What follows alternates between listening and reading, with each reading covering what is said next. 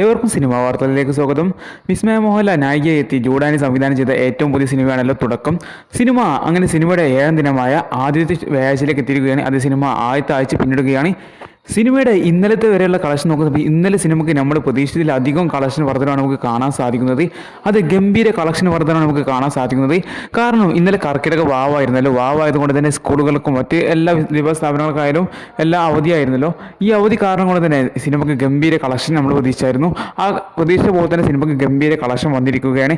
അതെ, ഇന്നലത്തെ നമ്മൾ കേരള ട്രാക്കിംഗ് മാത്രം എടുത്തു നോക്കുന്ന സമയത്ത് സിനിമയ്ക്ക് ട്രാക്കിംഗ് കളക്ഷനെ മാത്രം ലഭിച്ചത് 1,50,00,000 രൂപയുമാണ്. അത് ഇന്നലെ മറ്റു ദിവസങ്ങളെ അപേക്ഷിച്ചിട്ട് ഗംഭീര കളക്ഷനാണ് ഇന്നലെ വർധനവുണ്ടായിരുന്നത്.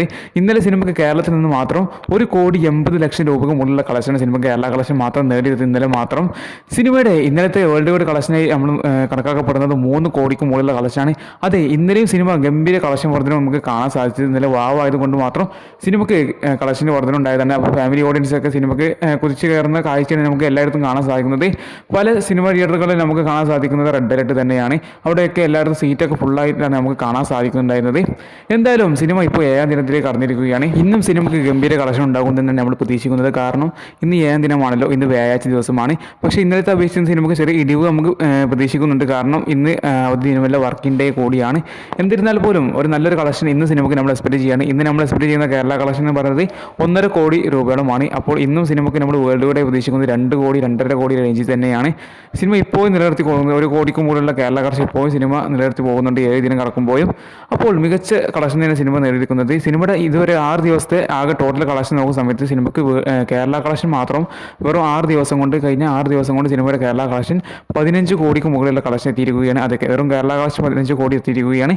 സിനിമയുടെ ഇന്നലെ 6 ദിവസത്തെ വരെയുള്ള world wide collection, total world wide collection നോക്കുന്ന സമയത്ത് 30 കോടി രൂപ പിന്നിട്ടിരിക്കുകയാണ്. 30-31 കോടി റേഞ്ചിലാണ് സിനിമയുടെ ഇപ്പോൾ വേൾഡ് വൈഡ് കളക്ഷൻ വെറും 6 ദിവസം കൊണ്ട് സിനിമ നേടിയിരിക്കുന്നത്.